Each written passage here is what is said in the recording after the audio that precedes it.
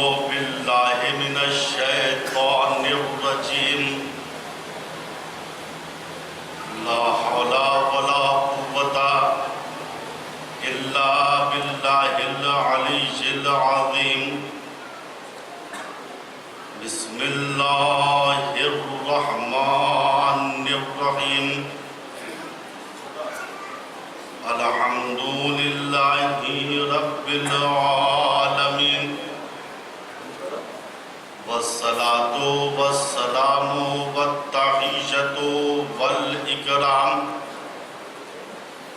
على نبي المؤيد والرسول المسدد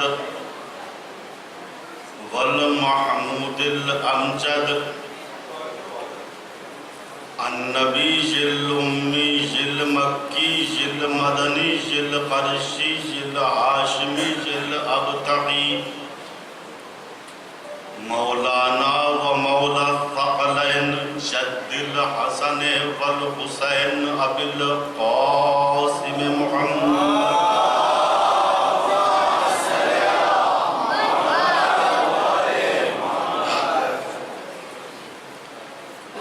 ثم الصلاة على آله الطيبين الطاهرين المعصومين المظلومين من الآن إلى قيام يوم الدين أما بعد فقد قال الله الحكيم بسم الله الرحمن الرحيم ومن آياته منامكم بالليل والنهار وابتغاؤكم من فضله إن في ذلك لآيات لقوم يسمعون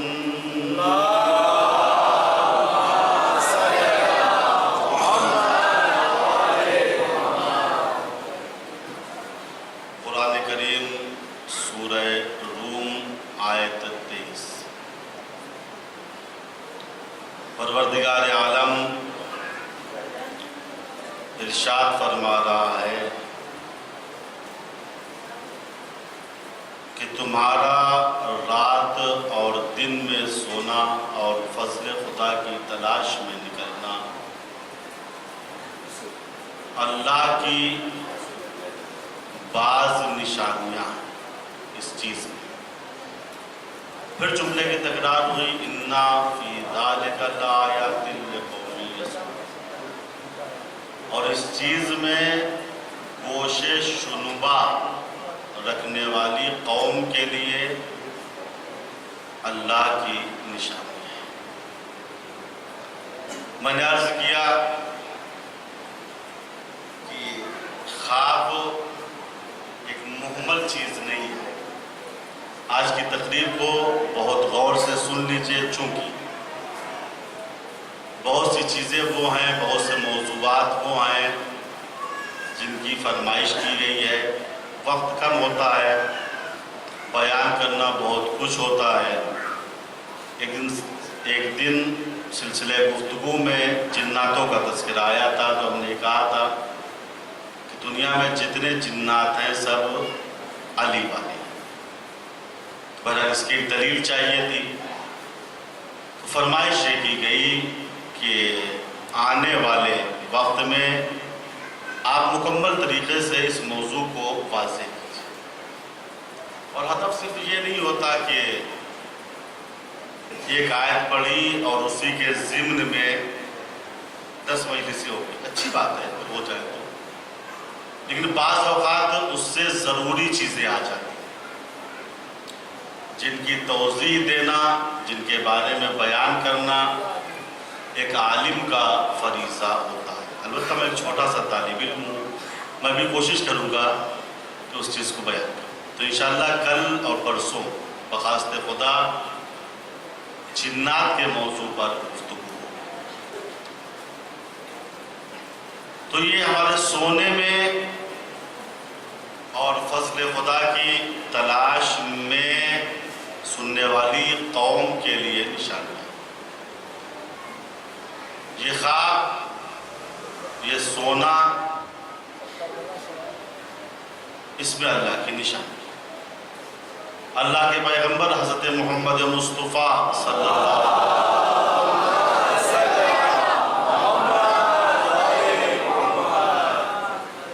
اپنے ایک نورانی بیان میں ارشاد فرماتے ہیں وَمَن لَمْ يُؤْمِن بِالرُّؤْيَا الصَّادِقَةِ لَمْ يُؤْمِن بِاللَّهِ وَرَسُولِهِ. جس آدمی کا اعتقاد سچے خواب کے بارے میں نہ ہو تو اس کا اعتقاد نہ اللہ کے بارے میں صحیح ہے اور نہ اس کے رسول کے بارے میں صحیح ہے. کشاف الحقائق امام جعفر صادق علیہ السلام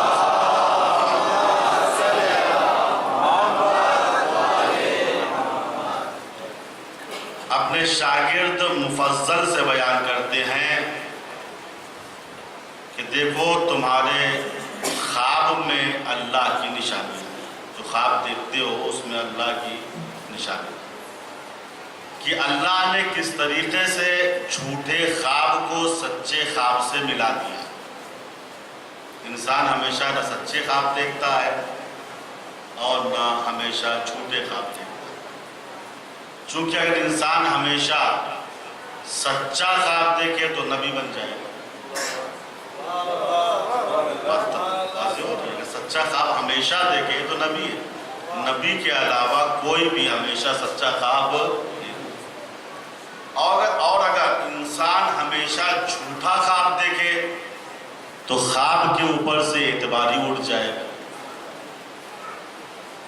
لہذا امام فرماتے ہیں کہ اللہ نے جھوٹے اور سچے خوابوں کو مخلوط کر دیا، ملا دیا، تاکہ نہ تم نبی بن جاؤ اور نہ تم اپنا اعتقاد خواب کے اوپر سے کھو. مصلحت کے مطابق تم اپنے خواب سے فائدہ اٹھاؤ. چونکہ یہ خواب ہوتا ہے جو میسج ہے آنے والے دن میں روزی کیا ہے، رزق کیا ہے، مصیبتیں کیا ہے. ہو سکتا ہے ایک مصیبت 1 سال بعد ہمارے اوپر آنے والی ہے، اس کا میسج آج رات میں ہمارے دماغ میں آ جائے. ایک نعمت 10 سال بعد ملنے والی ہے، اس کا میسج ہم کو مل جائے. ہم نے سارے واقعات پڑھے ہیں انشاءاللہ. یہ صرف ایک مرتبہ تو آپ ہم سے سنتے ہیں، اس کی CD بن رہی ہے، یوٹیوب پہ بھی تقریریں ہیں، تو 3 مرتبہ اس کو سنیے تقریر کو، تب جا کے بات واضح ہوگی. ہم نے بہت سی چیزیں اوپن کر کے نہیں بیان کیا، کلام کے درمیان مثالوں کے ذریعے بیان کیا ہے. وہ مثالیں بھی حقیقت میں مبنی ہیں، کوئی عام مثالوں سمجھانے کے لیے مثالیں نہیں تھیں. ایک صلوات پڑھے محمد.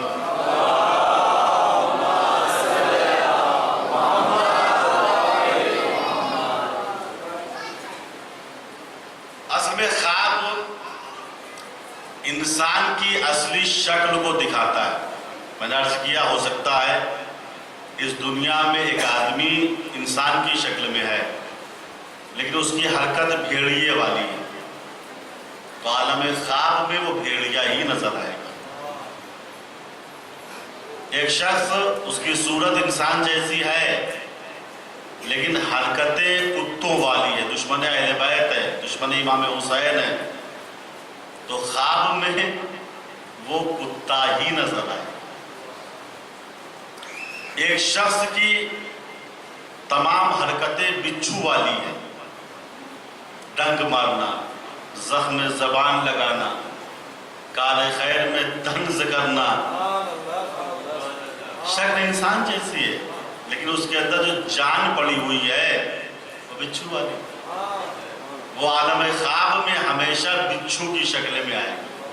توجہ رکھیے، خواب میں اگر اس قسم کی چیزیں نظر آئیں تو سمجھ لیجئے گا کہ ہاں ہمارا دشمن جو ہے وہ ہے جو ہمیشہ زخم زبان لگاتا رہتا ہے. کبھی ایسا ہوتا ہے کہ انسان کا جسم مسخ ہو جاتا ہے اور کبھی ایسا ہوتا ہے انسان کی روح مسخ ہو جاتی ہے. کیا مطلب؟ وہ مسخ جانتے ہو بچوں؟ مسخ کسے کہتے ہیں؟ میم سین خے مسخ. مسخ کے معنی ہے کہ انسان اپنے سے پست تر مخلوق کی شکل میں آ جائے. ایک شخص انسان تھا، گناہ کی وجہ سے اللہ نے اسے بندر بنا. ایک شخص انسان تھا، گناہ کی وجہ سے خنزیر بن گیا، کتا بن گیا، بچھو بن گیا، بچو بن گیا، مکڑی بن گیا. یہ ہے مسخ. 13 قسم کے حیوان مسخ ہیں، اپنے گناہوں کی وجہ سے مسخ ہو گئے، خدا کی نافرمانی کی. کچھ میں بیان کرتا ہوں، کچھ انٹرنیٹ پہ سرچ کر کے آپ بھی زحمت کیجیے.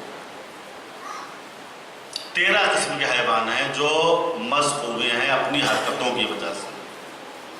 اس میں کچھ مرد تھے اور کچھ عورتیں تھیں. مکڑی کہتے ہیں اس کے جالے کا ہونا نحوست ہے. کیوں؟ اس کی وجہ یہ ہے چونکہ مکڑی مسخ شدہ حیوانوں میں سے. روایت میں ملتا ہے مکڑی وہ عورت تھی جس نے اپنے شوہر کے ساتھ خیانت کی تھی، تو اللہ نے اس کو مسخ کر دیا. خرگوش مسخ شدہ جانور. یہ بھی ایک عورت تھی جو طہارت کی پرواہ نہیں کرتی تھی، اللہ نے اس کو مسخ کر دیا.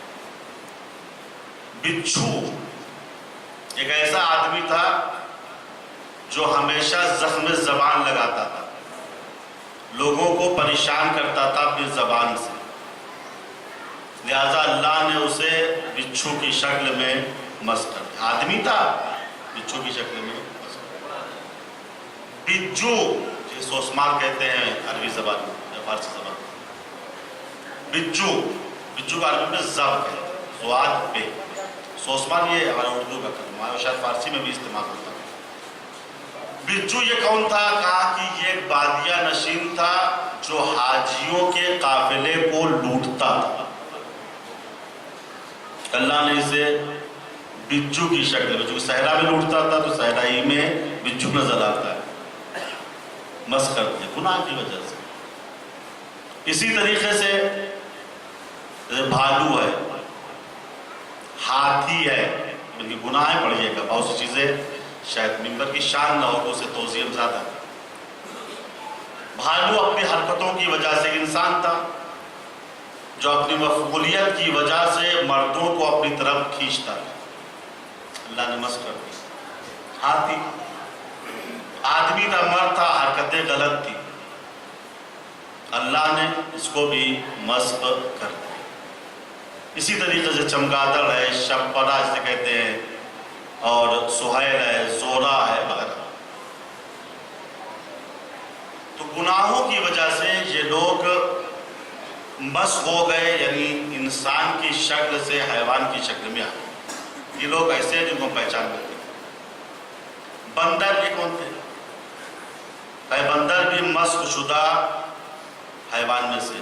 اللہ نے قوم یہود کو منع کیا تھا کہ شنبے کے دن شکار مت کرنا مچھلی کا شکار سنیچر کے دن نہ کرنا. نہیں مانے، کیا. اللہ نے بندر کی شکل بنا دی. سور، خنزیر. جناب عیسیٰ کے حواری تھے، کہا عیسیٰ ہم پکے مومن بن جائیں گے اگر آسمان سے دسترخوان اتر آئے ہمارے کھانے کے لیے. جناب عیسیٰ نے منع کیا کہ اگر دسترخوان کا کھانا کھانے کے بعد، جو آسمانی دسترخوان ہے اس کا کھانا کھانے کے بعد تم نے میری نبوت میں شک کیا تو بدترین سزا ملے گی. کہا شک کی کیا بات، ہم تو آپ کو مانتے ہی ہیں. اور یقین میں اضافہ ہو جائے. آسمان سے دسترخوان نازل ہو گئے، انہوں نے کھایا پیا. جب نبی ہٹے، عیسیٰ ہٹے ان کے پاس سے، تو آپس میں کہنے لگے عیسیٰ تو بہت بڑے جادوگر ہے. یعنی جو شک تھا وہ بھی ظاہر ہو گیا. اب منزل یقین پہ پہنچ گئے معاذ اللہ کہ عیسیٰ نبی. اللہ نے اسی وقت ان کی شکلوں کو خنزیر کی شکل میں مسخ کر دیا. یہ ہے مسخ ہونا، ظاہری مسخ ہونا. انسان کا جسم مسخ ہو گیا۔ کبھی ایسا ہوتا ہے کہ انسان کا جسم انسان ہی جیسا رہتا ہے لیکن اس کی روح مسخ ہو جاتی ہے حرکتوں کی وجہ سے، ہمیشہ دھوکہ دیتا ہے، پریشان کرتا ہے، مومنوں کو ستاتا ہے جسم انسانوں جیسا، حرکت بھیڑیے والی ہے، تو اس کی روح مسخ ہو گئی۔ مہذب معاشرے میں جا کر ادھر ادھر کودتا ہے، ان کی غیبت، ان کی غیبت، ان پہ تہمت، ان پہ تہمت، جسم انسانوں جیسا ہے، روح بندر والی ہے، تو عالم خواب بھی بندر ہی نظر آئے گا۔ تو کبھی جسم مسخ ہوتا ہے، کبھی روح مسخ ہوتی ہے، اور دونوں صورتوں میں اللہ کا عذاب اس بندے پہ رہتا ہے۔ دشمن علی جو مسخ ہوتا ہے وہ کتے کی شکل، اور یہ روایت جو ہے علامہ اردبیلی نے واقدی سے نقل کی۔ فرماتے ہیں ایک مرتبہ ہارون رشید نے اپنے دربار میں بڑے بڑے علماء کو جمع کیا، لوگ آئے جس میں شافعی بھی تھے، واقدی بھی تھے، محمد ابن اسحاق، محمد ابن یوسف، اس قسم کے پائے کے بڑے بڑے علماء تھے۔ ہارون نے کہا میں نے اس لیے جمع کیا ہے تاکہ حضرت علی کے بارے میں حدیثیں سنوں اور اس بات کو جانوں کہ تم میں سے کون کتنی حدیثوں کو جانتا ہے۔ شافعی سے پوچھا یا ابن عم، فضائل علی میں تم کو کتنی حدیثیں یاد ہیں؟ شافعی نے کہا حضور معتبر تقریباً 500 حدیثیں فضائل امیر المومنین میں مجھے یاد ہے اور لکھی ہے۔ پھر ہارون متوجہ ہوا محمد ابن اسحاق کی طرف، کہا تم کو کتنی حدیثیں یاد ہیں فضائل علی میں؟ کہا 1500، 1000 سے لے کے 1500۔ پھر محمد ابن یوسف سے پوچھا، ہارون نے محمد ابن یوسف، یہ بھی ایک بڑا عالم تھا پائے، کہا فضائل علی میں تم کو کتنی حدیثیں یاد ہے؟ اس نے ہاتھ جوڑ کے کہا اگر جان کی امان ہو تو بتاؤ۔ یعنی اس زمانے کے علماء جانتے تھے کہ فضائل علی بیان کرنا کار آسان نہیں ہے، کہا جان کی امان ہو تو بتاؤ۔ کہا ایمن باش، کہا سنیے 15,000 معتبر حدیثیں فضائل امیر المومنین میں مجھے آتی۔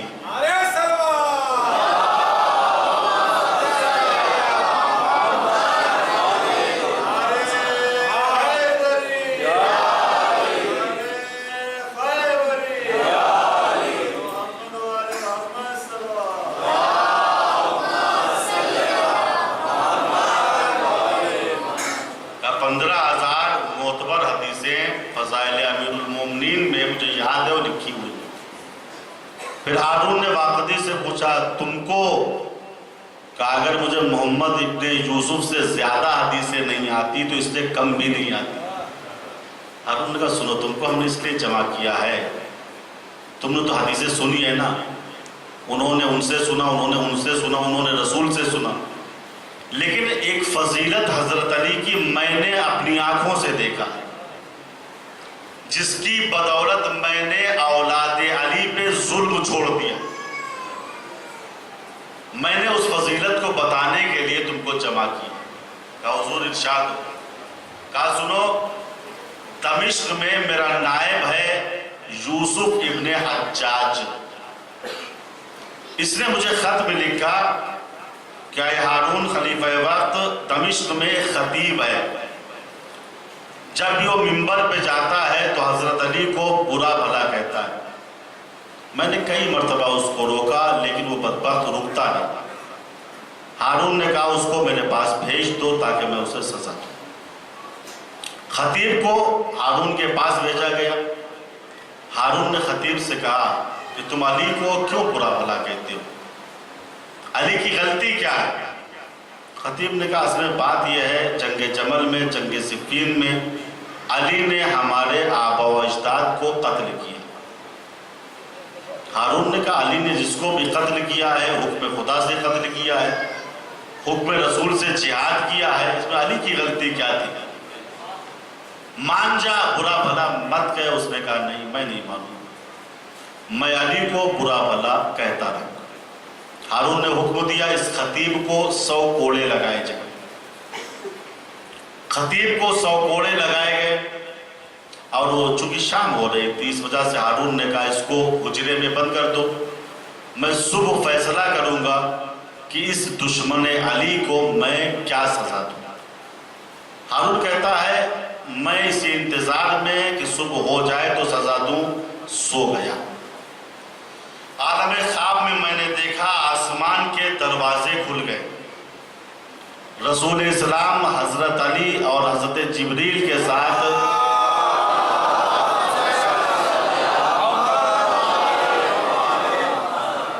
زمین پر نازل ہوئے، اور رسول نے شیعان علی کو آواز دی۔ بہت سے شیعان علی جو میرے قید خانے میں تھے میں نے دیکھا وہ بھی آئے، جن میں سے 40 آدمیوں کو میں خود پہچانتا تھا۔ صرف ان کا جرم یہ تھا کہ علی کے چاہنے والے ہیں، ان کو ہارون نے قید خانے میں ڈال دیا۔ ہارون نے کہا کہ 40 آدمی جن کو میں خود پہچانتا تھا، علی نے ان کو آب کوثر پلایا، اور اس کے بعد حضرت علی رسول اسلام کو لے کے اس حجرے کے قریب آئے جہاں وہ دمشقی خطیب بند تھا۔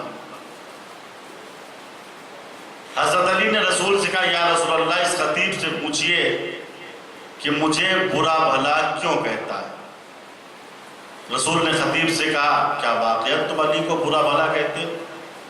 بھائی مسلمان کی شان یہ نہیں ہوتی، اگر واقعات کوئی سچا مسلمان ہے تو وہ تصور میں بھی نہیں لا سکتا کہ علی نے کوئی غلط قدم اٹھایا ہو زندگی میں، چونکہ علی عصمت مجسم تھے۔ لیکن رسول نے حسن ظن قائم کرتے ہوئے یہ کہا کیا واقعاً تم علی کو برا بھلا کہتے ہو؟ اس نے کہا ہاں یا رسول اللہ کہتا ہوں اور کہتا رہوں۔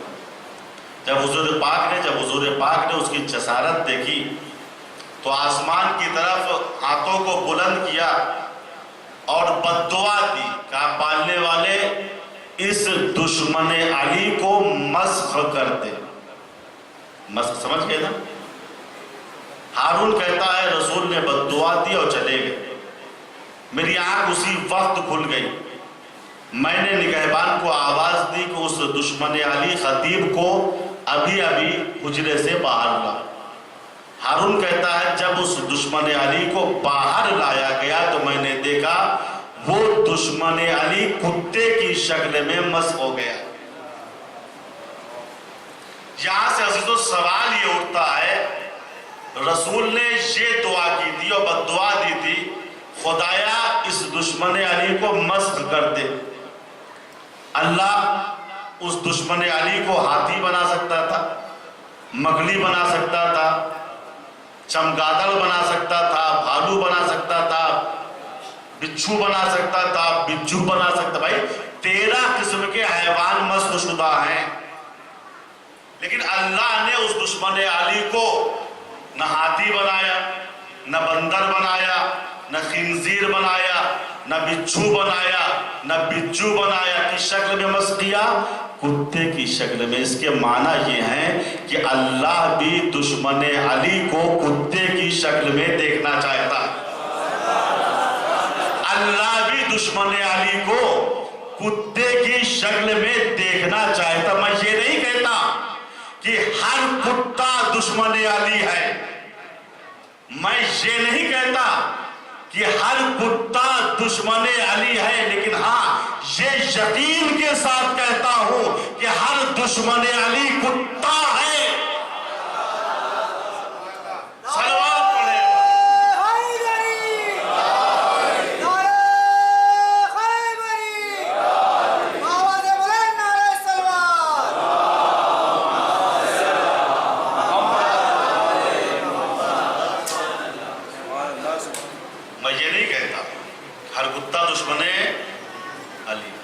یہ یقین کے ساتھ کہتا ہوں کہ ہر دشمن علی کتا اس کتابت میں نقطہ نہیں تھا. آپ نے داد دے دیے، شکریہ آپ کا. یہ حقیقت ہے، ہر دشمن علی کتا ہے، چاہے اس دنیا کا کتا ہو یا عالم بیداری میں کتے کی شکل میں نظر آئے یا عالم خواب میں کتے کی شکل میں نظر آئے. تو عزیزو، انسان گناہوں کی وجہ سے جو مس ہوتا ہے، جو اصلی اس کی صورت ہوتی ہے، عالم خواب میں وہ وہی نظر آتا ہے، کوئی بھالو کی شکل میں. روایت میں ہے کہ الناسو یحشروا علی نیاتہم، روز قیامت جب لوگوں کو اٹھایا جائے گا تو ان کی نیت کے اوپر اٹھایا جائے گا. جو زندگی میں ان کی نیت تھی، ان کا مقصد تھا، اس کے تحت اٹھایا جائے گا. اور کوئی وہاں بھیڑیے کی شکل میں ہوگا، کوئی کتے کی شکل میں ہوگا، کوئی اونٹ کی شکل میں ہوگا، کوئی بکرے کی شکل میں ہوگا، کوئی چیٹیوں کی شکل میں محشور ہوگا. کوئی اس طریقے سے آئے گا کہ اس کے جسم پر خالی نہیں ہوگی، ہڈیوں کا ڈھانچہ. یہ میں نہیں کہہ رہا ہوں، یہ روایتی ہے. انسان کا اس دنیا میں جو ہدف تھا، مقصد تھا، اسی مقصد کے تحت اٹھایا جائے، جس کا مقصد وہ تھا جو ایک درندے کا مقصد ہوتا ہے تو وہ درندے کی شکل میں آئے. جس کا اس دنیا میں مقصد وہ تھا جو ایک پرندے کا مقصد ہوتا ہے تو وہ آدمی آئی نہیں، روز قیامت پرندے کی شکل میں آئے. کسی کا مقصد وہ تھا جو ایک بہیمہ، یعنی جانور جو ہوتے ہیں حلال قسم کے، انہیں بہیمہ عربی زبان میں کہا جاتا ہے، جیسے بھینس، گائے وغیرہ، جن کا مقصد دنیا میں وہ تھا جو ایک بہیمے کا مقصد ہوتا ہے، وہ بہیمے کی شکل میں آئے. اللہ کے پیغمبر حضرت محمد مصطفیٰ صلی اللہ علیہ وآلہ وسلم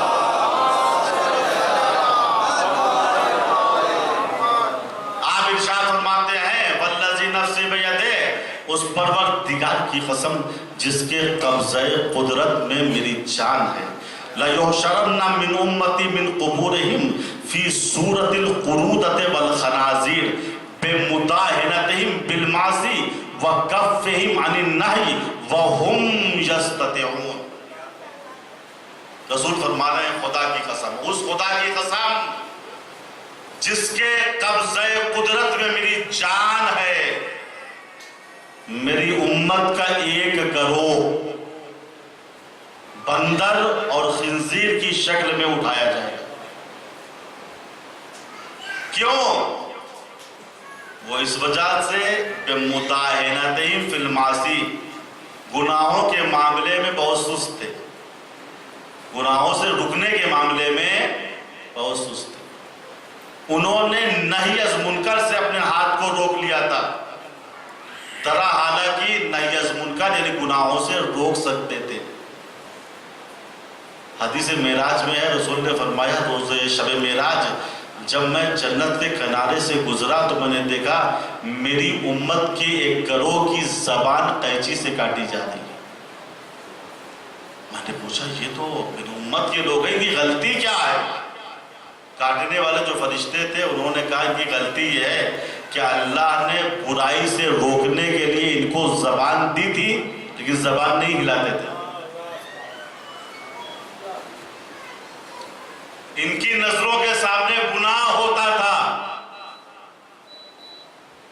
وہ خاموش رہتے تھے کہ ہم سے کیا مطلب، کیسے مسلمان ہو، تمہارے خدا کی نافرمانی تمہاری نظروں کے سامنے ہو رہی ہے، تم کہہ رہے ہو ہم سے کیا مطلب. یہ انسان بے حس ہے، روز قیامت اس کی سزا یہی ہے کہ زبان اس کی قینچی سے کاٹی جائے. دنیا میں مسخ شدہ ہے، اس کے احساسات مر گئے ہیں. مسخ کی بات سمجھ میں آیا کہ مسخ کیا ہے؟ انسان اپنے گناہوں کی وجہ سے مسخ ہو جاتا ہے، اور یہ مسخ کا مسئلہ بھی ہماری فقہ کے اندر موجود ہے، جو ہمارے بڑے بڑے علماء نے سینکڑوں صفحوں میں ان باتوں کو لکھا. آپ حضرات سے گزارش ہے کہ تھوڑا تھوڑا آگے آ جائیں انشاءاللہ. اور تاکہ بعد میں آنے والوں کو پریشانی نہ ہو. سلوات پڑھتے ہوئے آ جائیے آگے, یہاں آ کے پہنچے گا.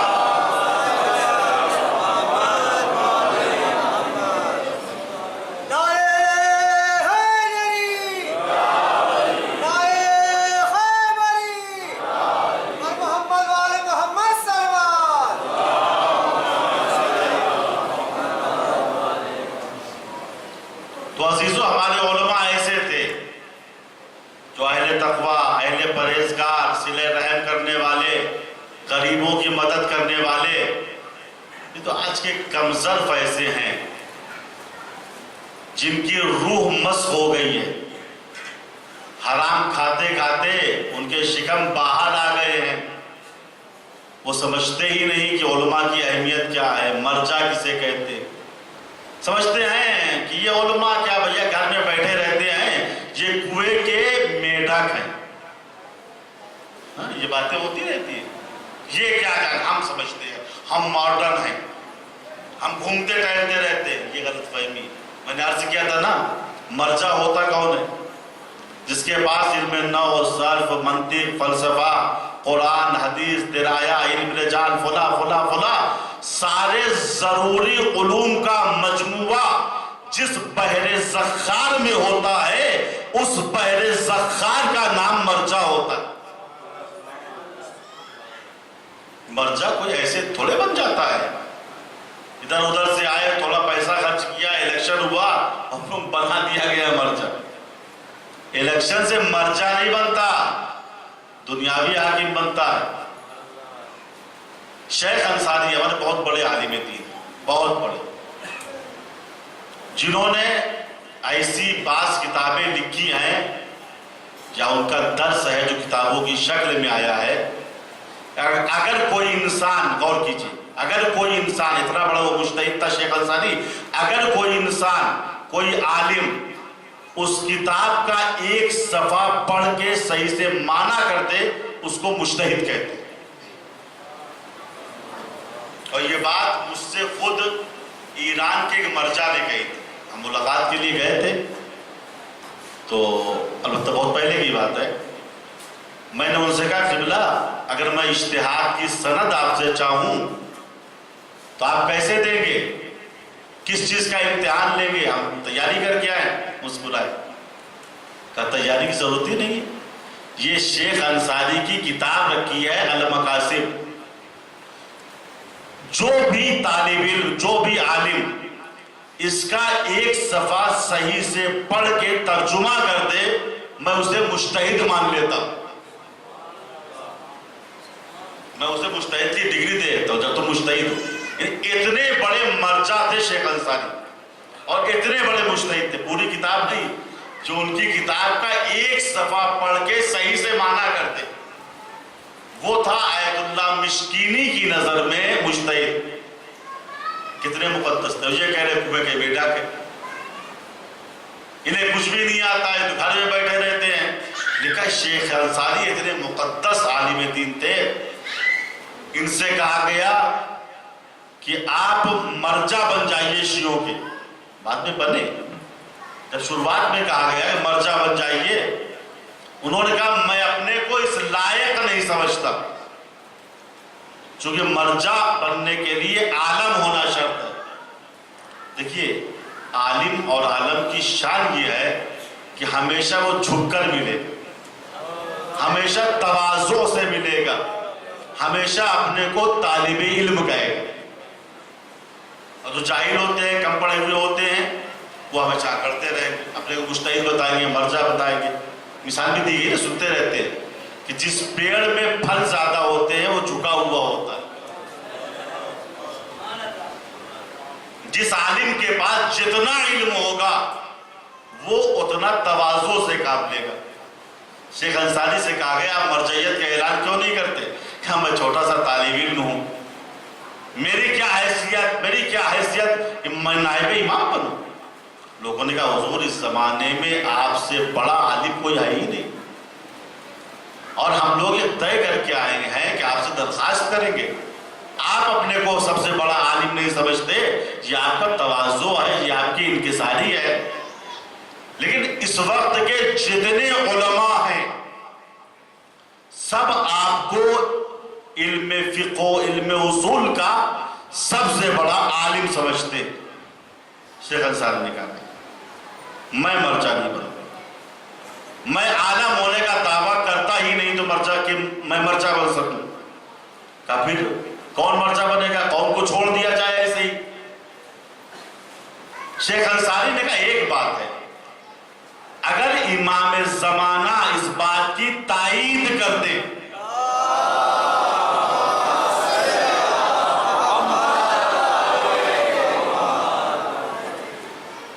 کہ تم مجتہد ہو تب میں مرجعیت کا اعلان کر دوں، تمہارے کہنے سے کچھ نہیں ہو۔ انہوں نے بات چھوڑ دی امام وقت پر، چونکہ مرجع امام وقت کا نائب ہوتا ہے۔ لکھا ہے کہ شیخ انصاری درس دے رہے تھے، درس اجتہاد۔ جو لوگ ایران یا عراق زیارت پہ گئے ہیں انہوں نے دیکھا ہوگا درس اجتہاد جو ہوتا ہے تو بعض کلاسوں میں 2000 اور 3000 کی بھیڑ ہوتی ہے، کسی کو پتہ نہیں رہتا کون کہاں سے آ رہا۔ شیخ انصاری درس اجتہاد دے رہے تھے، اچانک بیچ مجمع میں ایک شخص تھا، وہ کھڑا ہو گیا۔ لوگوں نے اس کا نور دیکھا تو ایسا لگ رہا تھا کأنہ کوکب درتی، جیسے ایک جگمگاتا ہوا ستارہ۔ اور وہاں رواج ہے اگر کوئی بات سمجھ میں نہیں آئی یا آپ کا نظریہ استاد کے خلاف ہے تو آپ یا بیٹھے بیٹھے کھڑے ہو کے اعتراض کیجیے، استاد جواب دے گا اسے۔ ڈنڈے کے زور پہ بات نہیں منوائی جاتی، دلیل کے زور پہ بات منوائی جاتی۔ ایک نورانی شخص کھڑا ہوا، کہا شیخ انصاری ایک مسئلہ ہے بتاؤ۔ شیخ نے کہا مسئلہ کیا ہے؟ کہا مسئلہ یہ ہے اگر کسی عورت کا شوہر مسخ ہو جائے تو وہ عدہ وفات رکھے گی یا عدہ طلاق رکھے گی؟ بڑا باریک سوال ہے۔ وفات مرنا مرنے کو کہتے ہیں۔ مسخ کے معنی تو میں نے بتا دی نا آپ سے، مسخ یعنی اپنے سے پست مخلوق کی طرف مائل ہو جانا، بندر بن جانا، خنزیر بن جانا، یا کبھی مسخ ہوتا ہے انسان پتھر کی شکل میں، شجر کی شکل میں، درخت کی شکل میں، یہ مسخ ہوتا ہے۔ دو قسم کا ہمارے یہاں عورتوں کے لیے عدہ واجب ہے۔ ایک عدہ وفات ہے، اگر کسی عورت کا شوہر فوت ہو جائے، مر جائے تو وفات کا عدہ رکھے گی، یعنی 4 مہینہ 10 دن وہ دوسری شادی نہیں کر سکتی۔ عدہ وفات کتنا ہے؟ 4 مہینہ 10 دن۔ اور ایک ہے عورتوں کے لیے عدہ طلاق، خدا نہ کرتا اگر کسی کی طلاق ہو گئی تو وہ عدہ رکھے گی 3 قرء، یعنی تقریباً 3 مہینہ۔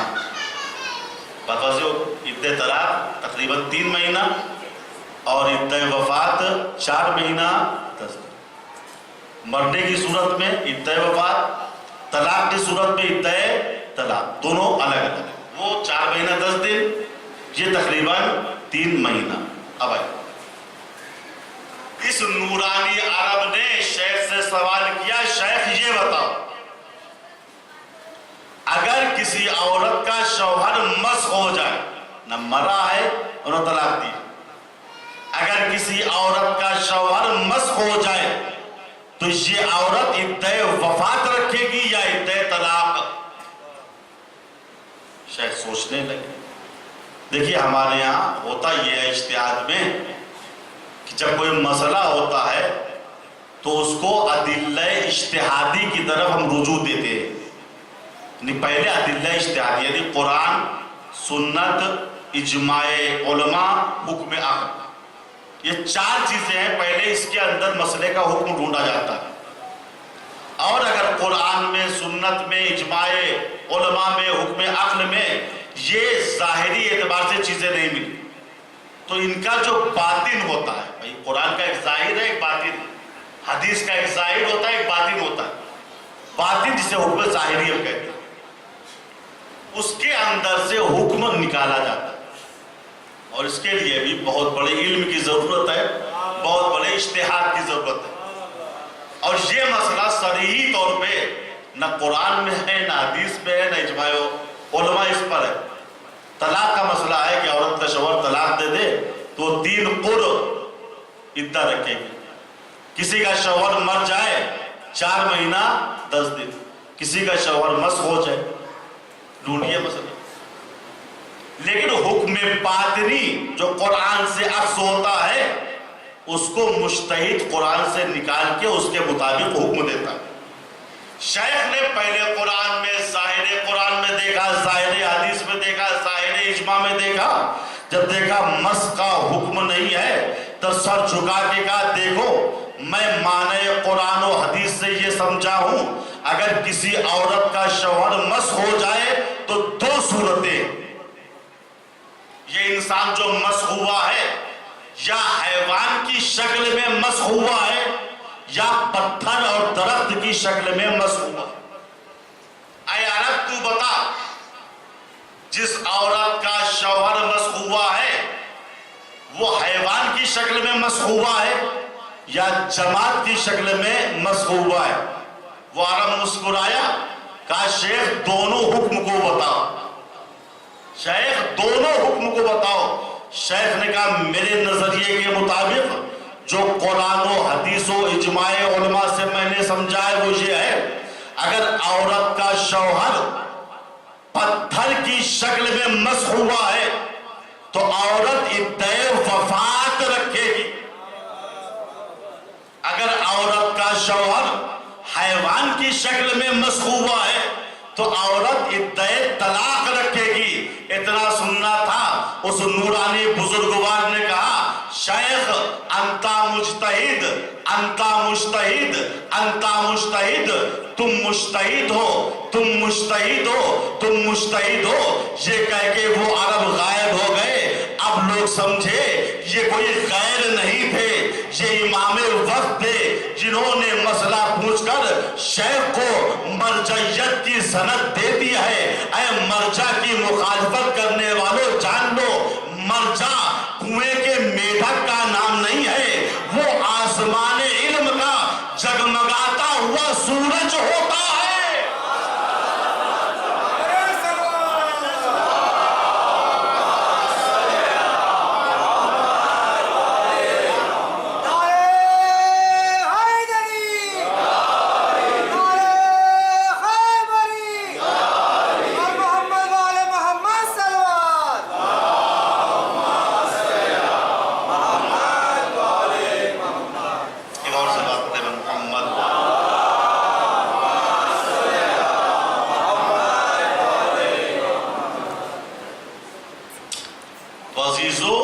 یہ ہے وَمِنْ آیَاتِهِ مَنَامُكُمْ بِاللَّيْلِ وَالنَّهَارِ. اس کی نشانیوں میں سے ایک نشانی تمہارا رات و دن میں سونا ہے. جو خواب نظر آتے ہیں اس میں اصلی شکلیں نظر آتی ہیں. کون کس شکل میں ہے؟ میں نے کل عرض کیا تھا کہ زید و عمرو و بکر کو اگر خواب میں نے دیکھا تو شاید خواب سچا ہو، شاید خواب جھوٹا ہو. لیکن اگر رسول کو ہم نے خواب میں دیکھا، ائمہ معصومین کو ہم نے خواب میں دیکھا تو یہ خواب جھوٹا نہیں ہوتا. چونکہ رسول نے خود فرمایا وَمَنْ رَعَانِي فَقَدْ رَعَانِي فَإِنَّ الشَّيْطَانَ لَا يَتَمَثَّلُ فِي صُورَةٍ وَلَا فِي صُورَةِ أَحَدٍ مِّنْ أَوْلِيَائِي. جس نے مجھے خواب میں دیکھا اس نے حقیقت میں مجھ کو دیکھ لیا. چونکہ شیطان عالم خواب میں بھی میری شکل میں نہیں اور نہ اس کی شکل میں آ سکتا ہے جس کو اللہ نے امام بنایا. ایک سر بات پڑھے اس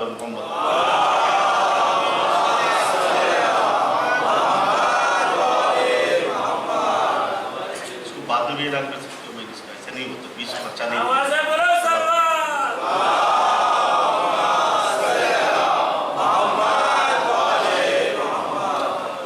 ایسا ہو جاتا ہے چونکہ بعض مجلس عبادت ہوتی ہے، عبادت میں خلل جو واقع ہو جاتا ہے وہاں تو طریقے سے عبادت کے خضوع اور خشوع میں مشکل پیدا کر دیتا ہے. البتہ بعض متوجہ نہیں ہوتے، لیکن اصول ہے مجلس میں سے یہ ہے کہ کبھی بھی بیچ مجلس میں بے جا کوئی پرچہ نہ دیا جائے.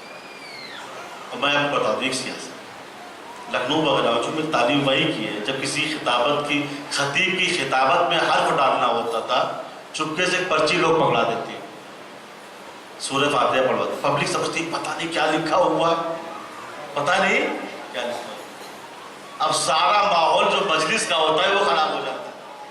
البتہ یہاں اس وجہ سے نہیں دیا گیا ہے، لیکن یہ عام طریقے سے بڑے شہروں میں جو بڑے بڑے اس فیلڈ کے لوگ ہیں وہ یہ کرتے ہیں. باہر کا کوئی خطیب آیا، دیکھا مجلس اچھی جا رہی، پرچی پکڑا دی. اچھا وہ اعلان کرے تب بھی مشکل، نہ اعلان کرے تب بھی آپ بھی ٹینشن میں، ہم بھی ٹینشن میں. البتہ یہ ایک اعلان مجلس کا ہے، انشاءاللہ مجلس کے بعد جو ہے کر دیا جائے گا. صلوات پڑھے پر محمد.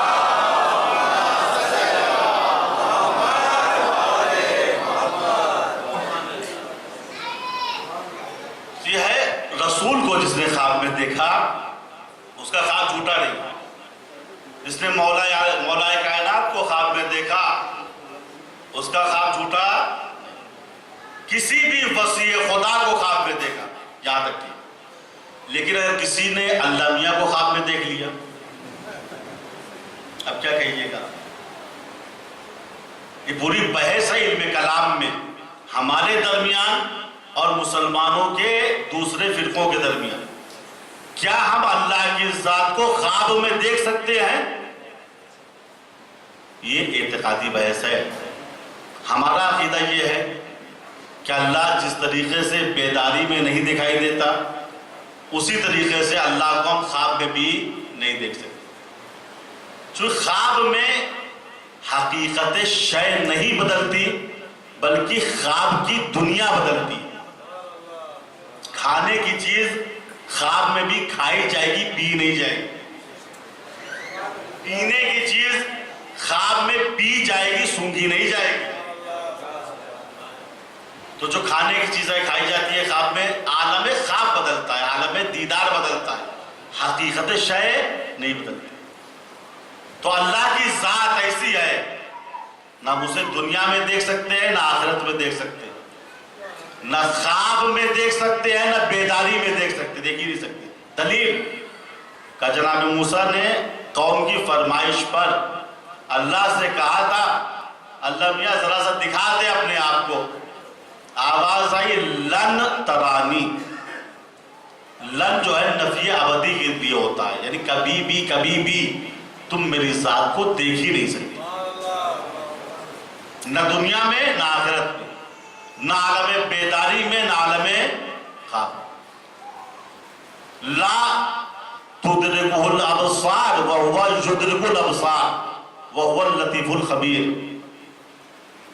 آنکھیں اللہ کو نہیں دیکھ سکتی مگر اللہ آنکھوں کو دیکھ رہا ہے.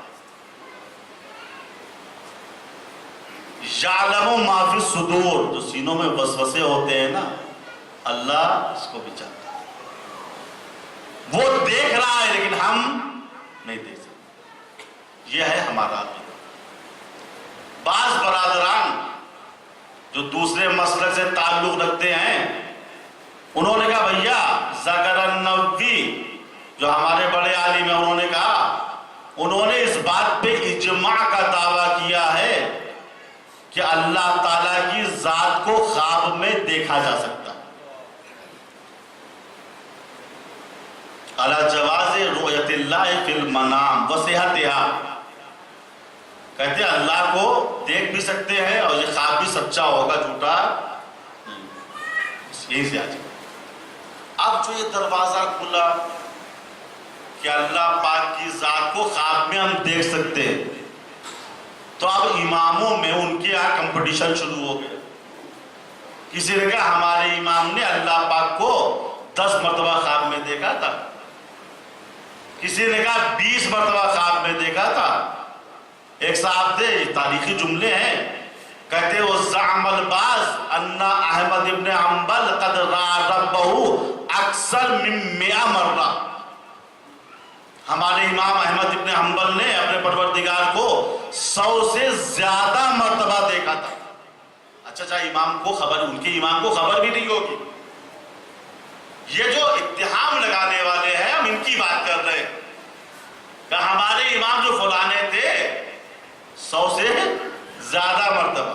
ایک آئے کہا، انہوں نے کہا ہمارے پیر نے 1000 مرتبہ اللہ میاں کو دیکھا ہے خواب میں. اچھا.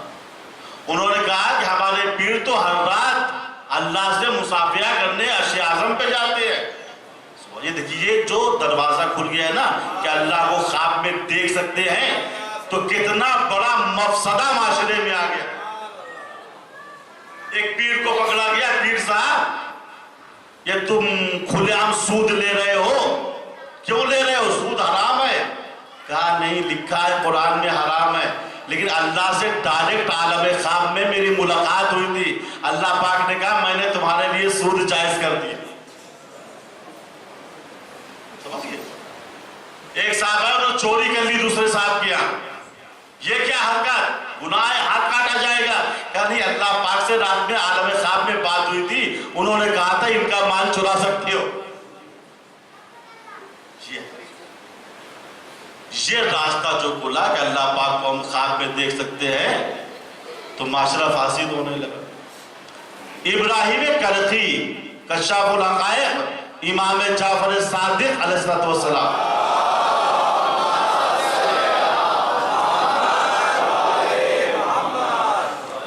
آپ کے پاس آئے، کہا مولا، بہت غور سے سنیے، مولا فلاں شخص نے خواب میں اللہ میاں کو دیکھا ہے. مولا نے فرمایا اس کا دین فاسد ہے، اس کا دین فاسد ہے.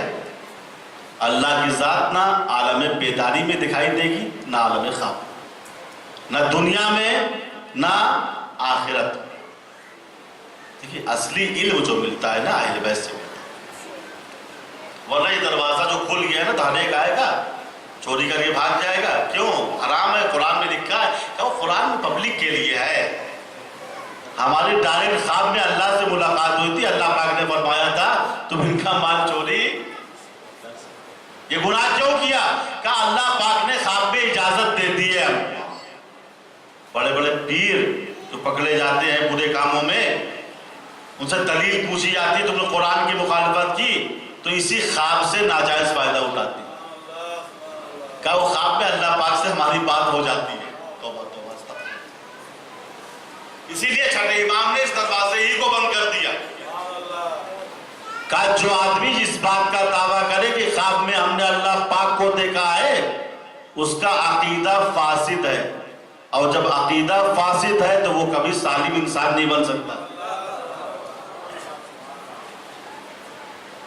ایک بڑھیا تھی بیچاری کہ اللہ سے ملاقات ہوتی، توجہ، اللہ سے ملاقات، لیکن آثار کے ذریعے ملاقات ہوتی، اس کی دلیلوں کے ذریعے ملاقات ہوتی.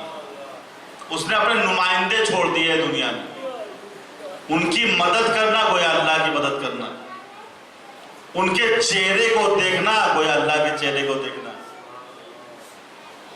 آثار کے ذریعے اللہ کو پہچانو، اس سے ملاقات کرو. ایک بڑھیا بیچاری سنتی رہتی تھی، فلانے امام صاحب نے خواب میں دیکھا ہے، فلانے پیر نے خواب میں دیکھا ہے. یہ بھی خواب و خیال میں کھوئی ہوئی تھی. اس نے خواب میں دیکھا میں حجاب غیب تک پہنچی، تو بارگاہ خدا میں گریہ کرنے لگی، رونے لگی، پالنے والے میں اس ضعیفی میں اکیلے ہوں، شوہر مر گیا ہے، بچوں نے چھوڑ دیا ہے، دل میں تمنا ہے کہ ایک دن تم میرے گھر میں آ کے مہمان بن جائے. حجاب غیب سے آواز آئی، کل اللہ تعالیٰ تمہارے یہاں مہمان بن کے آئے گا. یہ حکایت بزبان تمثیل ہے، یاد رکھیں. حجاب غیب سے آواز آئی، کل اللہ تعالیٰ تمہارے یہاں مہمان بن کے آئے گا. بڑھیا خوش ہوئی، آنکھ کھلی، کہا واہ اللہ نے تو وعدہ کیا ہے کل آئے گا. دوسرا دن نمودار ہوا، اس بڑھیا نے پورے گھر میں جھاڑو لگایا، صاف ستھرا کر، تازی تازی گرم گرم روٹی پکائی، جو ڈش وہ جانتی تھی بہترین قسم کی، اس کو پکا کے رکھ دیا. बैठ गई चरपाई पे, अल्लाह पाक आ रहा हो। इतने में तकुल बाब हुआ, कुंडी खटखटाई गई, खुश हो गई, अल्लाह मियाँ शायद आ गए। दौड़ती हुई आए, दरवाजा खोला, क्या देखा, एक फकीर खड़ा हुआ। वो कह रहा है बुढ़िया मैं बहुत भूखा हूं, 2 रोज से कुछ भी नहीं खाया। ज़ाइफा ने कहा भाग यहाँ से, मैं अल्लाह मियाँ के इंतजार में बैठी हुई हूँ। दरवाजा बंद कर दिया, चली गई घर के अंदर। फिर आधा घंटे के बाद तकुल बाब हुआ, बुढ़िया खुश हो गई, इस बार अल्लाह ताला जरूर आया होगा। दौड़ के आई, सर्दी का दिन था, उसने देखा एक बच्चा है जो सर्दी की वजह से कांप रहा। उसने कहा बूढ़ी अम्मा अगर हो सके तो एक जोड़ा कपड़े का इंतजाम कर दो, एक रजाई दे दो, मैं सर्दी से बच जाऊं। इस बूढ़ी औरत का भाग कम वक्त हमारे यहाँ से, मैं तो अल्लाह मियाँ के इंतजार में बैठी हुई हूँ। थोड़ी देर पहले एक फकीर आया था, खाने का मुतालिबा कर रहा था, तू आया है लिबास का मुतालिबा कर रहा, भाग जा यहाँ से। बच्चा जो रोता हुआ चला। लिखा है शाम हो गई, ज़ईफा इंतजार में रही, अभी तक अल्लाह ताला नहीं आया। शाम के वक्त फिर तकुल बाब हुआ, इस मर्तबा ज़ईफा और खुश हो गई, अब की तो अल्लाह ताला आ गया। अब जब दरवाजा खोला तो क्या देखा, उसी के हमसिन एक बूढ़ी औरत खड़ी हुई है और कह रही है मैं फला गांव में रहती हूं, गांव दूर है, मैं औरत जात हूं, कैसे जाऊं अकेले, एक रात की तू मोहलत दे दे, मैं तेरे घर में सो जाऊं, सुबह चली जाऊंगी। औरत ने गुस्से में बड़बड़ाते हुए दरवाजा बंद कर लिया। मैं तो अल्लाह पाक का इंतजार कर रही हूं, पता नहीं ये लोग कहां कहां से आ रहे हैं, कोई खाना मांग रहा है, कोई कपड़ा मांग रहा है, कोई रहने की जगह मांग रहा है, ये क्या बला है। रात हुई, ज़ईफा गुस्से में सो गई। अल्लाह ने वादा किया था आऊंगा, अपने कुरान में लिखता है कि इन्नल्लाह ला युखलिफुल मियाद, अल्लाह वादा खिलाफी नहीं करता, और खुद ही वादा खिलाफी कर दी, अब आया ही नहीं, दिन गुजर गया। लिखा है आलम ख्वाब में फिर वो हिजाबे गैब तक पहुंच गई, जैसे ही पहुंची बड़बड़ाना शुरू कर दिया। अल्लाह ताला बंदों की तरीके से तू भी वादा खिलाफी करने लगा, मेरा सारा खाना खराब हो गया, गरम गरम मैंने रोटियां पकाई थी, नई चादर हमने चारपाई और तख्त पे लगाई थी, सारी मेहनत जाया हो गई, तू नहीं आया। हिजाबे गैब से आवाज आई, नहीं मैं तेरे दरवाजे पर 3 मर्तबा आया था। वो जो फकीर खाना मांग रहा था, बच्चा जो कपड़ा मांग रहा था, औरत जो एक रात की जगह मांग रही थी, अगर कोई भूखा बेलिबास बेमकान अगर तुम्हारे दरवाजे पे आके सवाल करे तो ये न समझना मेरा बंदा है, समझना मैं खुद मांग रहा हूं।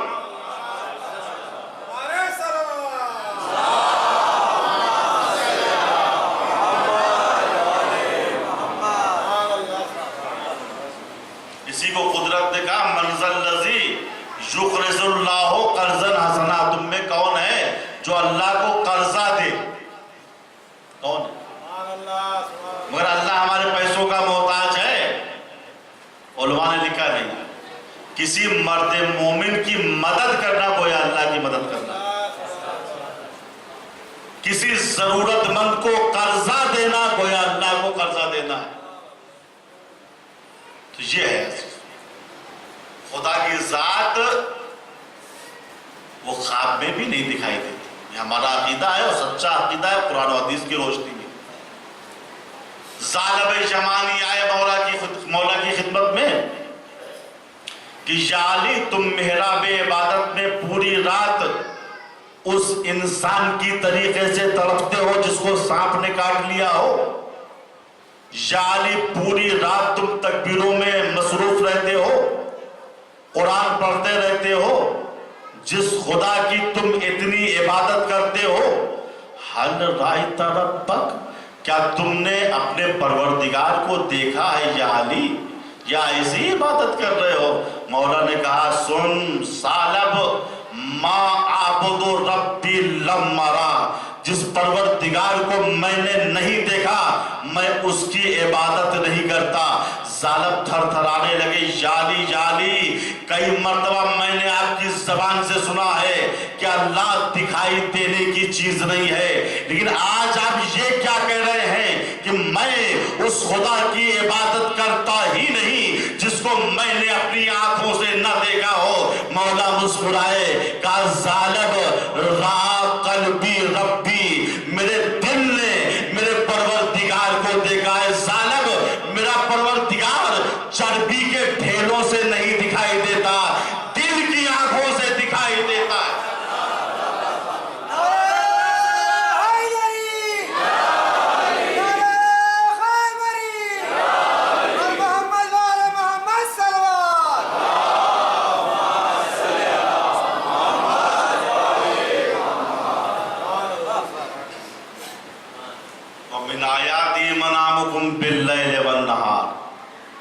अल्लाह की निशानी है। बस इस इबादत को खत्म कर रहा हूं। इमाम हुसैन राह इराक में हैं, काफिला करबला की तरफ बढ़ रहा है। लिखा है हुसैन की आंख घोड़े पे बैठे बैठे लग गई। जब आंख खुली तो आपने 3 मर्तबा कलमा इस्तिरजा कहा, इन्ना लिल्लाह व इन्ना इलैहि राजिऊन। अली अकबर ने घोड़े को आगे बढ़ाया, कहा बाबा कलमा इस्तिरजा हक है, लेकिन इस मौके पे क्या बात है, आप 3 मरतबा कलमा इस्तिरजा फरमा रहे हैं। हुसैन ने कहा बेटा मेरी आंख अभी लग गई थी, मैंने ख्वाब में देखा कि एक मुनादी निदा कर रहा है कि काफिले हुसैनी मौत की तरफ जा रहा है और मौत काफिले की तरफ आ रहा है। इस वजह से मैंने कलमा इस्तिरजा कहा। तो यहाँ अली अकबर ने एक जुमला कहा था, अफलसना अलल हक, बाबा क्या हम हक पे नहीं है, बाबा क्या हम हक पे नहीं है। हुसैन का बेटा भला अगर हम हक पे नहीं होंगे तो फिर हक पे कौन होगा। तो अली अकबर ने कहा था कि मार्फत अली अकबर, अली अकबर ने कहा बाबा जब हम हक पे हैं तो हमको क्या परवाह है, मौत हमारी तरफ आ जाए या हम मौत की तरफ चले। ये है मार्फत अली अकबर। इसी वजह से शहादत अली अकबर पे हुसैन ने एक जुमला कहा था, वालद दुनिया पादकल इफा, मेरे लाल अली अकबर तुम्हारे बाद इस जिंदगानी दुनिया पे खाक हो। शहजादे अली अकबर की ज़ियारत का एक जुमला है जो दिल को लर्जा देता है, ला तस्कुनो मिन अबी का ज़फरा। शहजादे अली अकबर आपके गम में आज तक आपके बाबा हुसैन के आंसू रुके नहीं हैं। हुसैन मर्द थे, इमाम थे, सरदार जन्नत थे, लेकिन अली अकबर की शहादत पे कह दिया वाला दुनिया बातकल अफा। सोचो अज़ादारो, अली अकबर की माँ उम्मे लैला का आलम अली अकबर के बाद क्या हुआ होगा। साहिब मालियो सिब्तैन लिखते हैं, शहादत अली अकबर के 1 साल के बाद महल्ले बनी हाशिम से एक मुसाफिर का गुजर हो रहा था। उसके कानों में किसी बीबी की दर्द में डूबी हुई रोती हुई आवाज सुनाई दी। मुसाफिर के चलते हुए कदम रुक गए, दरवाजे पे खड़ा हो गया। उसने सोचा शायद इस घर में आज किसी जवान की मौत हो गई है और उसकी माँ, उस जवान की माँ जवान पे रो रही। इतने में बैतुल शरफ का दरवाजा खुला, एक छोटा सा बच्चा निकला। मुसाफिर दौड़ के बच्चे के करीब पहुंचा, कहा शहजादे ये बताओ क्या इस घर में आज किसी जवान की मौत हो गई। बच्चा खामोश रहा, कोई जवाब नहीं दिया। मुसाफिर ने कहा शहजादे मैं कुछ पूछ रहा हूं, क्या इस घर में आज किसी जवान की मौत हो गई है। बच्चे ने रो के कहा हाँ जवान की मौत तो हुई है, لیکن آج نہیں، آج سے 1 سال پہلے جوان کے سینے میں برچھی کی علی ٹوٹ گئی تھی۔ مسافر نے کہا شہزادے 1 سال پہلے جوان کی موت ہوئی ہے اور کوئی بی بی تو اس طریقے سے رو رہی ہے جیسے جوان کا لاشا ان بی بی کی نظروں کے سامنے رکھا ہوا ہو۔ یہ بی بی کون ہے جو اس طریقے سے بہن کر رہی ہے؟ بچے نے رو کے کہا یہ بی بی اس جوان کی ماں ام لیلا ہے، باد کربلا ان کا یہی عمل ہے، دن کی جھلستی ہوئی دھوپ میں بیٹھ کے آواز دیتی ہے واہ غربتا، واہ اکبرا، واہ مصیبتا۔ اجرکم اللہ۔ علی اکبر جب آخری رخصت کے لیے آئے ہیں کہا بابا ہمیں بھی مرنے کی اجازت دے دیجئے۔ حسین نے علی اکبر کو اوپر سے نیچے تک دیکھا۔ علامہ شوشتری کہتے ہیں حسین نے علی اکبر کو اجازت تو دے دی مگر خود حسین حالت انتظار میں آ گئے۔ کبھی اٹھتے تھے کبھی بیٹھتے تھے۔ فَنَظَرَ إِلَيْهِ نَظَرَ آیَسٍ، صاحبان اولاد ہے۔ باپ اپنے بیٹے کی طرف، جوان بیٹے کی طرف چند نظروں سے دیکھتا ہے۔ اگر بیٹا امتحان میں کامیاب ہو جاتا ہے تو باپ خوشحالی کی نظروں سے اپنے جوان کو دیکھتا ہے، ماشاءاللہ میرے بچے نے میرا نام روشن کر۔ کبھی انسان کا جوان بیٹا اگر پرخطر سفر پہ جاتا ہے تو باپ اپنے بیٹے کو خوف کی نظروں سے دیکھتا ہے، خدا تیری حفاظت کرے، خدا نہ کرتا اگر کسی کا جوان بیٹا بیمار ہو جائے اور وہ اس دنیا سے جانے لگے تو پھر باپ اپنے جوان کو مایوسانہ نظروں سے دیکھتا ہے۔ ہاں عزادارو، حسین نے کربلا کے میدان میں اپنے جوان علی اکبر پہ نظر ڈالی۔ کون سی نظر؟ فَنَظَرَ إِلَيْهِ نَظَرَ آیَسٍ، حسین نے اکبر پہ ایک مایوسانہ نظر ڈالی اور آواز دی بیٹا اکبر خدا حافظ۔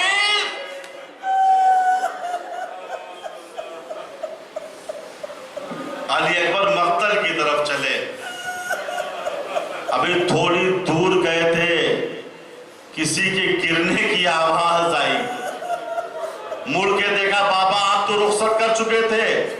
بیٹا اگر تم صاحب اولاد ہوتے تو معلوم باپ کے دل میں بیٹے کی کتنی محبت ہوتی ہے۔ ثانیہ زہرا جناب زینب فرماتی ہیں جب علی اکبر رخصت ہو کے جا رہے تھے، پتہ نہیں علی اکبر نے میرے بھیا حسین سے کیا کہا کہ میرا بھائی اس جملے کو برداشت نہ کر پایا، تھر تھرایا اور منہ کے بل غش کھا کے زمین پہ گر گئے۔ ثانیہ زہرا فرماتی ہیں 55 سے لے کر کربلا تک میرا بھائی بہت رویا مگر روتے روتے کبھی غش کھا کے نہیں گرا۔ جب ماں فاطمہ کی شہادت ہوئی تھی میرا بھائی حسین بہت رویا تھا لیکن روتے روتے غش کھا کے نہیں گرا تھا۔ جب بابا علی کے سر پہ ضربت لگی تھی میرا بھیا حسین بہت رویا تھا لیکن روتے روتے غش کھا کے زمین پہ نہیں گرا تھا۔ جب حسن کے جگر کے 72 ٹکڑے ہوئے تھے میرا بھیا حسین بہت رویا تھا مگر روتے روتے غش کھا کے نہیں گرا تھا۔ لیکن نہ جانے علی اکبر نے وقت آخر کیا وصیت کی، میرا بھائی برداشت نہیں کر پایا، غش کھا کے زمین پہ گر گیا۔ میں دوڑی بھیا کو سنبھالا، بھیا نے جب آنکھوں کو کھولا تو میں نے رو کے کہا بھیا علی اکبر نے وقت آخر کیا کہہ دیا، کیا وصیت کر دی، آپ وصیت برداشت نہیں کر پائے۔ حسین نے کہا بہن زینب وقت آخر جب علی اکبر جا رہے تھے تو انہوں نے کہا بابا آپ امام ہیں، سردار جنت ہیں، معصوم ہیں، میری شہادت کے غم کو برداشت کر لیجئے گا، مگر ہاں میری ماں ام لیلا امام نہیں ہے، معصوم نہیں ہے، سردار جنت نہیں ہے، وہ میرے بعد زیادہ زندہ رہ نہ پائے گی، لہٰذا بابا جب تک زندہ رہیے گا میری ماں کا خیال رکھیے۔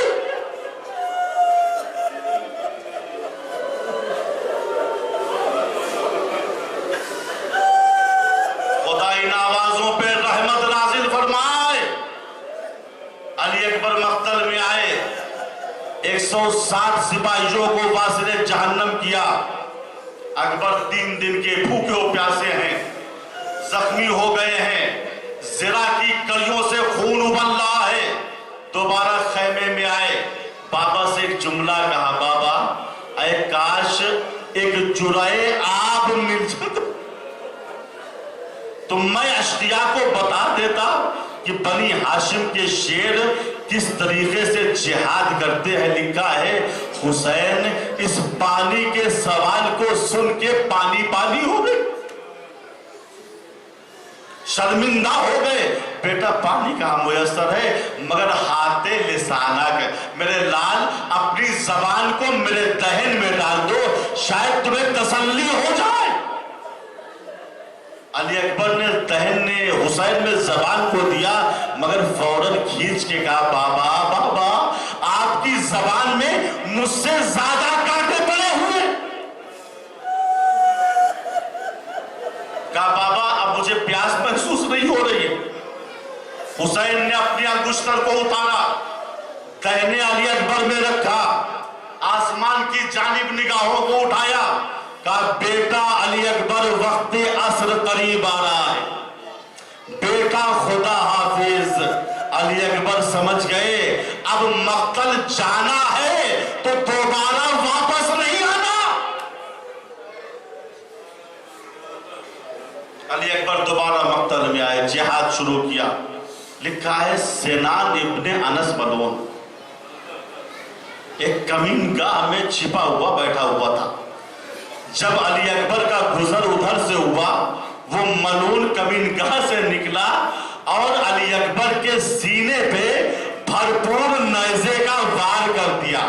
نیزے کی یعنی سینہ علی اکبر میں ٹوٹ گئی۔ علی اکبر گھوڑے پہ ڈگمگا۔ عزادارو علی اکبر کی کچھ خصوصیت ہے۔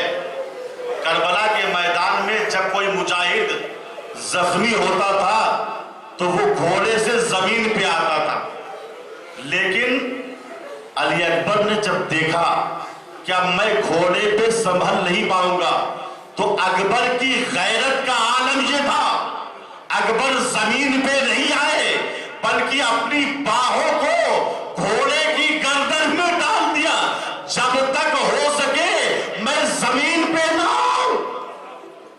اب اکبر بے بس ہو چکے تھے، گھوڑا فوج اشقیاء کے درمیان سے گزر رہا تھا۔ فَقَتَلُوهُ عِرْبًا عِرْبًا، جس کے پاس جو اسلحہ تھا وہ اکبر پہ استعمال کر رہا تھا۔ کوئی نیزہ مار رہا تھا، کوئی خنجر مار رہا تھا، کوئی تلوار مار رہا تھا۔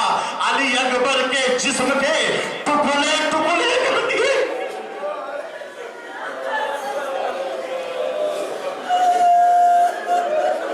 اب اکبر جب زمین پہ آنے لگے، آواز دی بابا آخری سلام قبول کیجئے، بابا آنے کی زحمت نہ فرمائیے گا۔ مگر حسین کہاں رک سکتے تھے، جوان بیٹے نے پکارا تھا، کبھی گرتے تھے، کبھی اٹھتے تھے، کبھی یا علی کی آواز بلند کرتے تھے۔ بزرگان فرماتے ہیں جب حسین مقتل میں پہنچ گئے، اکبر چند قدم کے فاصلے پہ تھے، اب حسین کو کچھ دکھائی نہیں دے رہا تھا۔ حسین بچوں کی طریقے سے گھٹنیاں چل رہے تھے اور آواز دے رہے تھے، اینا یا بنیا، اینا یا بنیا، میرے لال کہاں ہو، آواز دو۔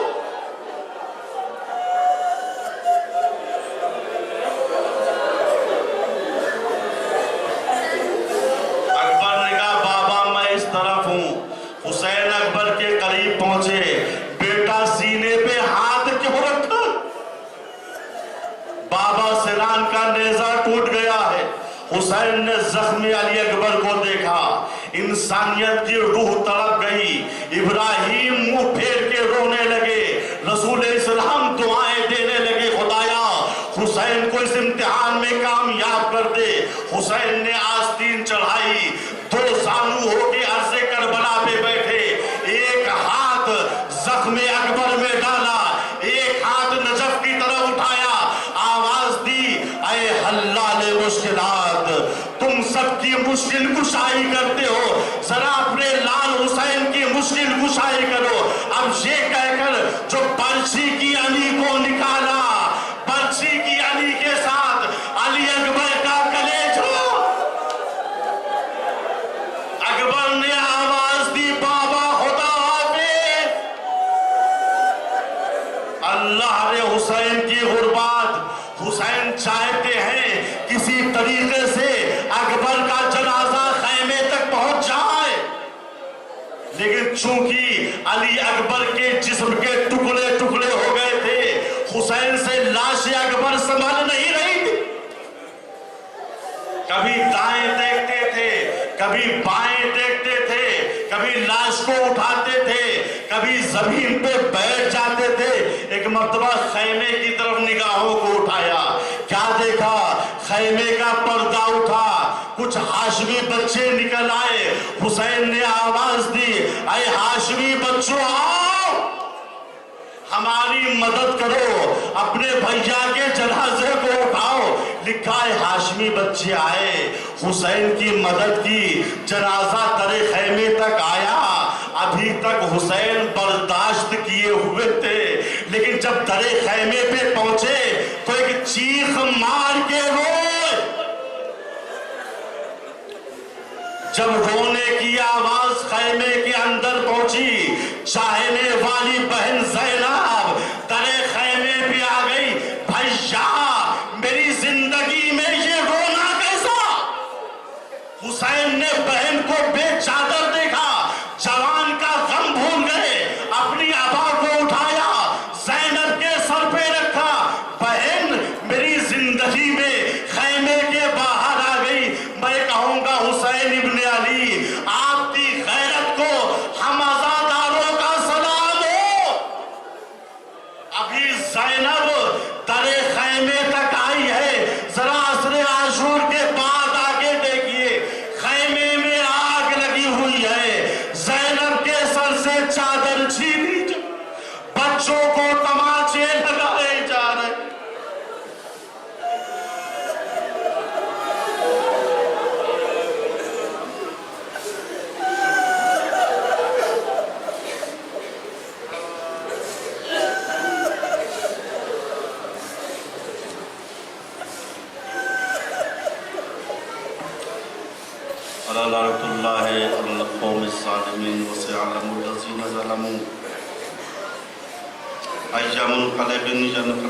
खुदाया इस मुख्तसर से इबादत को कबूल फरमा। खुदाया जो हमें परेशान हाल हैं उनकी परेशानियों को दूर फरमा दे। खुदाया जो हमें मक़रूज़ हैं उनके कर्ज़ों को अदा फरमा दे। खुदाया जो हम में असीर हैं बेहद असीरान करबला उन सबको आज़ाद फरमा। खुदाया हमारे मरहूमीन पे नज़र करम फरमा। खुदाया दुनिया जुल्म व जौर से भर चुकी है, हमारे इमाम ज़माना के ज़रिए से हमारी मदद फरमा और हम सबको उनके आवान व अंसार में करार दे। अजीज़ों, एक ऐलान समाज